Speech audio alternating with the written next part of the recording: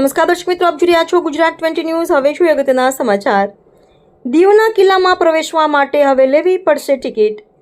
કેન્દ્ર શાસિત પ્રદેશ દીવ ખાતે આવેલા વર્ષો જૂના ઐતિહાસિક કિલ્લાને નિહાળવા માટે દેશ અને દુનિયાભરના મુલાકાતીઓ આવતા હોય છે, ત્યારે હવે કિલ્લાની મુલાકાતે આવતા પ્રવાસીઓને દીવનો કિલ્લો જોવા માટે ચાર્જ ચૂકવવો પડશે।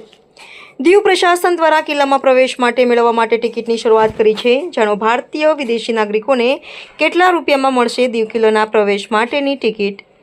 દીવ પ્રશાસન દ્વારા કિલ્લામાં પ્રવેશ માટે ટિકિટ અમલીકરણ કરી છે, ત્યારે 15 વર્ષથી મોટી ઉંમરના ભારતીય મુલાકાતીઓને ₹100 અને વિદેશના પ્રવાસીઓને ₹200 પ્રવેશ ચાર્જ ચૂકવવો પડશે, જ્યારે બાળકો માટે ₹75 ટિકિટ ફી રાખવામાં આવી છે।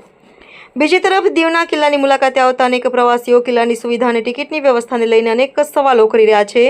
પ્રવાસીઓનું કહેવું છે કે કિલ્લામાં પ્રવેશ્યા બાદ ત્યાં પાણી સહિતની વ્યવસ્થા નથી, જ્યારે કિલ્લામાં પ્રવેશવા માટે લેવામાં આવતા ટિકિટના રૂપિયા ડિજિટલ પેમેન્ટ ચાર્જ સ્વીકારવામાં ન આવતા અનેક મુલાકાતીઓ કિલ્લાને નિહાળ્યા વગર જ જતા રહેતા હોવાનું સામે આવ્યું છે।